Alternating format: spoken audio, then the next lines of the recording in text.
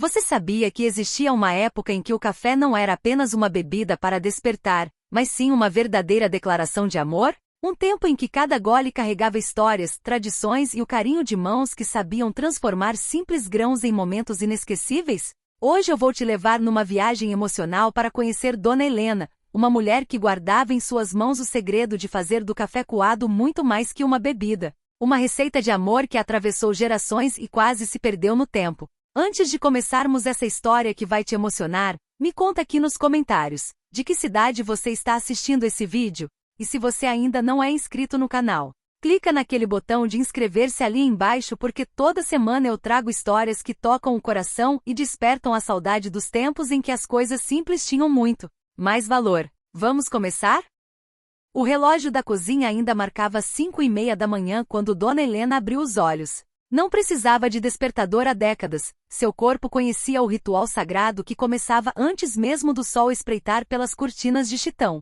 Os pés descalços tocaram o chão frio de cimento queimado, e ela se dirigiu à cozinha com a mesma devoção de uma sacerdotisa rumo ao altar. Na bancada de madeira desgastada pelo tempo, os ingredientes da sua oração matinal já esperavam. O pó de café torrado na véspera, guardado no vidro de conserva que pertencera à sua mãe, o açúcar cristal que ela mesma peneirava para tirar os torrões, a água filtrada no pote de barro que mantinha a temperatura perfeita. Cada elemento tinha seu lugar, sua função, sua importância no ritual que transcendia o simples ato de preparar uma bebida. Helena acendeu o fogão a lenha com movimentos precisos, alimentando o fogo com os gravetos que seu Joaquim, seu marido de 40 anos, havia deixado secos ao lado do fogão na noite anterior. A chama lambeu a base da chaleira de alumínio, aquela mesma que ganhará de presente de casamento e que nunca precisou ser substituída. O metal começou a esquentar e ela sabia, sem precisar olhar, exatamente quando a água atingiria o ponto ideal,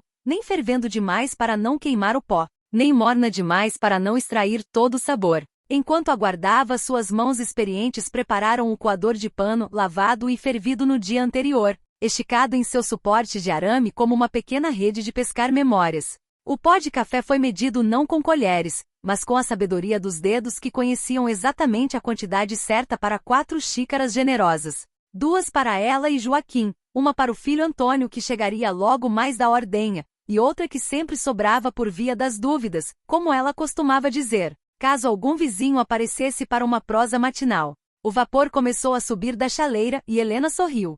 Era a hora. A água foi despejada em fio contínuo sobre o pó, em movimentos circulares que desenhavam uma dança ancestral. O líquido dourado começou a gotejar, preenchendo a cafeteira de esmalte azul com pequenas flores brancas. Cada gota carregava consigo mais do que cafeína, carregava amor, tradição, a essência de um tempo em que as coisas simples tinham o poder de unir famílias e criar laços que resistiam a qualquer tempestade.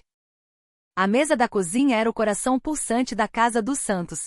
Feita de madeira de lei pelo próprio Joaquim quando ainda era um jovem marceneiro cheio de sonhos, ela havia testemunhado décadas de histórias, lágrimas e risadas. Suas marcas contavam a vida da família, um risco do primeiro dia de aula de Antônio quando ele ensaiou as letras com lápis. Uma mancha de café que Helena nunca conseguiu tirar completamente, lembrança de uma manhã em que receberam a notícia de que seriam avós. Pequenas ondulações onde os cotovelos se apoiaram milhares de vezes durante conversas que se estendiam até altas horas. Helena estendeu a toalha de plástico com desenhos de frutas, aquela que comprou no mercado da cidade há 10 anos e que, apesar de algumas rachaduras, ainda cumpria seu papel com dignidade. Sobre ela dispus as xícaras de porcelana com flores douradas, herança da avó Sebastiana, que só saíam do armário para as ocasiões especiais. E todo o café coado por Helena era uma ocasião especial, mesmo que ela não dissesse isso em voz alta. O açucareiro de vidro ocupou seu lugar de honra ao centro da mesa, ao lado do pratinho com biscoitos de polvilho que ela assara na tarde anterior.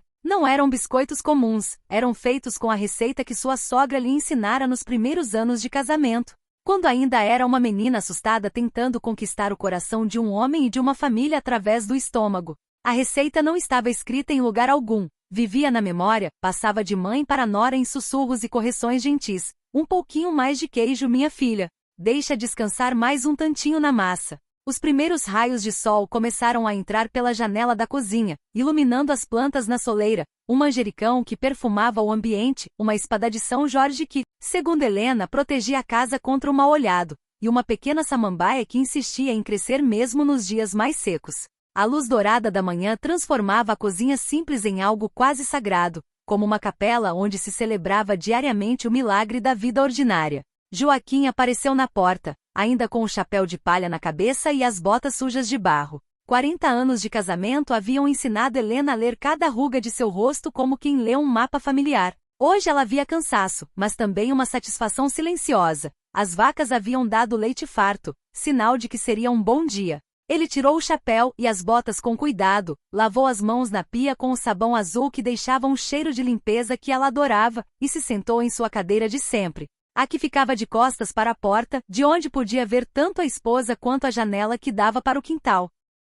O silêncio da manhã foi quebrado pelo barulho suave da xícara tocando o pires. Joaquim segurou a porcelana com as mãos calejadas, mas surpreendentemente delicadas, como se estivesse segurando algo precioso, e estava. O café ainda fumegava, exalando um aroma que parecia carregar dentro de si toda a essência da fazenda, a terra vermelha onde cresceram os pés de café, o sol que amadureceu os grãos, o trabalho amoroso de Helena que transformou simples ingredientes em uma pequena obra de arte líquida. Helena se serviu em seguida e juntos, em um ritual que dispensava palavras, levaram as xícaras aos lábios. O primeiro gole era sempre um momento de comunhão silenciosa, uma pausa no tempo em que o mundo lá fora deixava de existir. O sabor se espalhou pela língua de Joaquim como um abraço familiar, amargo na medida certa, encorpado sem ser pesado. Doce o suficiente para não mascarar o sabor verdadeiro do café, mas não tanto que se tornasse melado. Ficou uma beleza hoje, murmurou ele, mais para si mesmo do que para a esposa, mas ela ouviu e sorriu. 40 anos de casamento haviam ensinado a ela que os elogios de Joaquim eram raros e preciosos como diamantes, mas quando vinham, carregavam o peso da sinceridade absoluta. Ele não era homem de muitas palavras, criado numa geração que considerava as demonstrações de afeto uma fraqueza masculina, mas Helena havia aprendido a ler o amor nas entrelinhas, no cuidado com que ele bebia o café que ela preparava, na maneira como seus olhos se fechavam de prazer no primeiro gole. O café deles tinha uma qualidade que não se encontrava nas bebidas industrializadas da cidade. Era café de fazenda, plantado na própria terra, colhido na época certa, secado ao sol em terreiros de cimento que Joaquim mesmo havia construído, torrado no fogão a lenha com a paciência de quem sabe que pressa é inimiga da perfeição. Cada grão carregava a história de um ano inteiro, as chuvas da primavera que nutriram a planta, o calor do verão que amadureceu os frutos, o trabalho árduo da colheita quando toda a família se reunia para garantir que nenhum grão fosse perdido. Helena observou o marido saborear o café e sentiu uma satisfação profunda ancestral. Era mais do que orgulho, era a confirmação diária de que seu papel naquele mundo fazia sentido, de que suas mãos tinham o poder de criar pequenos momentos de felicidade, de que o amor podia ser expresso através de gestos simples e repetidos. Cada xícara de café que ela preparava era uma declaração silenciosa. Eu me importo com você, eu quero que seu dia comece bem, eu estou aqui.